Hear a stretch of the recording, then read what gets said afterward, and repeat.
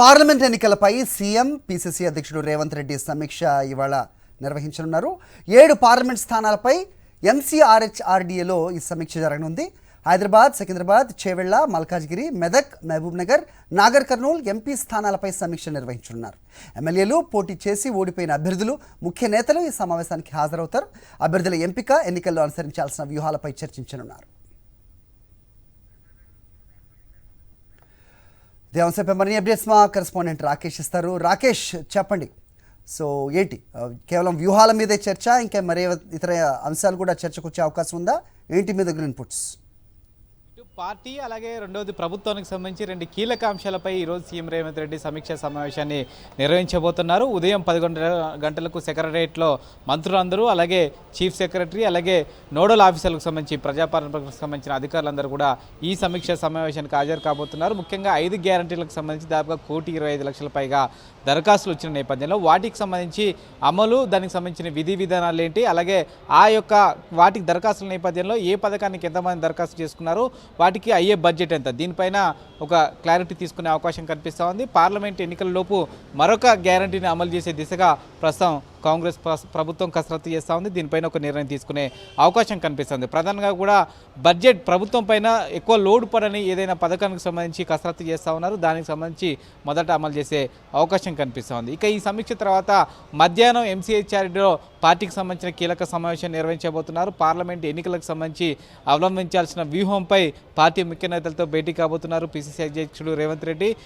7 పార్లమెంట్లకు సంబంధించి హైదరాబాదు, అలాగే సికింద్రాబాదు, చేవెళ్ల, మల్కాజ్గిరి, మెదక్, మహబూబ్ నగర్, నాగర్ కర్నూల్ ఈ 7 పార్లమెంటు పరిధిలో ఉన్న పార్టీకి సంబంధించిన ఎమ్మెల్యేలు, అలాగే పోటీ చేసి ఓడిపోయిన అభ్యర్థులు, అలాగే గతంలో ఎంపీగా పోటీ చేసిన నేతలు, ఈ డీసీసీ అధ్యక్షులు, మిగతా ముఖ్య నేతలందరూ కూడా ఈ సమావేశానికి రావాలని చెప్పడం జరిగింది. ఇప్పటికే ఆదేశాలు కూడా వెళ్ళాయి. ప్రధానంగా కూడా పార్లమెంటు ఎన్నికల్లో ఈ 7 పార్లమెంట్లో ఉన్న పార్టీ పరిస్థితి ఏంటి, ఏ ఓడిపోయిన నియోజకవర్గాల్లో ఎవరికి బాధ్యతలు ఇవ్వాలి, ఇక్కడ ఏ విధమైన ప్రయారిటీ ఉంది, అక్కడ బీఆర్ఎస్ ప్రత్యర్థిగా ఉందా, బీజేపీ ప్రత్యర్థిగా ఉందా, వాటిని ఏ విధంగా ఎదుర్కోవాలి, అలాగే పార్టీకి సంబంధించి ప్రభుత్వానికి సంబంధించి ఏ విధంగా అనుసంధానం చేసుకోవాలని దానిపైన కూడా ఈరోజు దిశానిర్దేశం చేసే అవకాశం అయితే కనిపిస్తోంది. రేపు కూడా ఈ సమావేశాలు ఉండబోతున్నాయి. మిగతా 7 పార్లమెంట్కి సంబంధించి రేపు కూడా సమావేశం కొనసాగుతుంది. పార్లమెంట్ ఎన్నికలకు సంబంధించి దాదాపుగా మొత్తం 17 లోక్సభ స్థానాల్లో కనీసం 12 స్థానాల్లో గెలవాలన్నది కాంగ్రెస్ ఒక టార్గెట్గా పెట్టుకోవడం జరిగింది. దానికి అనుగుణంగానే ప్రస్తుతం ఆయా పార్లమెంట్లో ఎన్నికలు అవలంబించాల్సిన వ్యూహంపై పార్టీ నేతలకు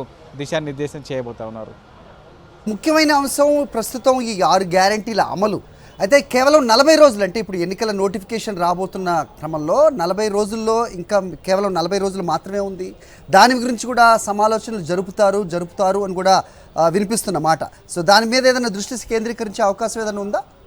ఖచ్చితంగా 5 గ్యారెంటీలకు సంబంధించి దాదాపుగా 1,25,00,000 దరఖాస్తులు వచ్చిన నేపథ్యంలో అందులో దాదాపుగా ఒక 19 లక్షలు ఇతర సమస్యలకు గురించి రావడం జరిగింది. అంటే దాదాపుగా 1,00,00,000 పైగా దరఖాస్తులు కేవలం 5 గ్యారెంటీలకు సంబంధించి వచ్చాయి. వీటిలో దాదాపుగా అత్యధిక బడ్జెట్కి సంబంధించి ఇళ్ల పథకానికి సంబంధించి అవుతుంది, గృహలక్ష్మిలో భాగంగా 2,500 రూపాయలు మహిళలకు ఆర్థిక సమయం అవుతుంది. ఇవన్నీ కూడా ప్రభుత్వం పైన తీరని భారం పడుతుంది. కాబట్టి వీటి విషయంలో బడ్జెట్ అంచనాలు వేసుకుంటా ఉన్నారు. ప్రస్తుతం రైతు బంధుకు సంబంధించి అయితే రాకేష్, కోడ్ వస్తే కష్టమే కదా?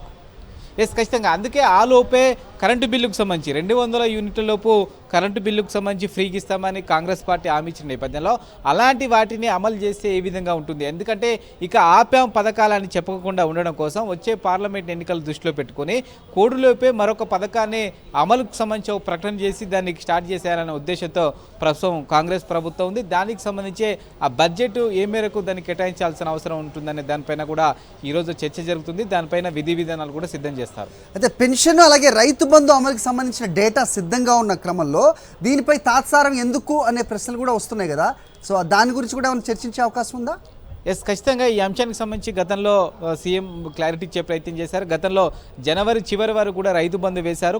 ప్రస్తుతానికి ఇప్పటి వరకు 40% వరకు కూడా రైతు బంధు రిలీజ్ అయిందంటూ కూడా అగ్రికల్చర్ డిపార్ట్మెంట్ నుంచి వచ్చిన నేపథ్యంలో మిగతా 60% కూడా ఈ నెలలోపు పూర్తి చేస్తామనేది ప్రభుత్వానికి సంబంధించి నేతలు అయితే చెప్తా ఉన్నారు. ఇక ఇది కాకుండా పెన్షన్లకు సంబంధించి కూడా కంటిన్యూ ప్రాసెస్. ఇప్పటికే ఉద్యోగులందరూ కూడా 4వ తారీఖు లోపే మేము జీతాలు ఇవ్వగలిగాం. గతంలో ఎప్పుడు కూడా ఈ స్థాయిలో నెల చివరి వరకు కూడా ఇచ్చిన పరిస్థితి. కాబట్టి సార్ మేము ముందే ఇచ్చాం. ఇలా ఆర్థికంగా దానికి సంబంధించి కొంత లోటుపాట్లు ఉన్నాయి, వాటిని సెట్ చేసి ఇచ్చే ప్రయత్నం చేస్తామని చెప్పే ప్రయత్నం చేస్తూ ఉన్నారు. కానీ ప్రభుత్వం దగ్గర అనుకున్న స్థాయిలో నిధులు లేవు. ప్రస్తుతం పెన్షన్లకు సంబంధించి పెంచే అంశానికి సంబంధించి కానీ, రైతు బంధుకు సంబంధించి కానీ, లేదంటే రేపు కొత్త గ్యారంటీకి అమలుకు సంబంధించి కానీ అమలు చేయాలంటే ఇతర ప్రాంతాల్లో కానీ బ్యాంకుల దగ్గర అప్పులు చేయాల్సిన పరిస్థితి అనేది ప్రస్తుతం తెలంగాణ ప్రభుత్వం ముందుంది.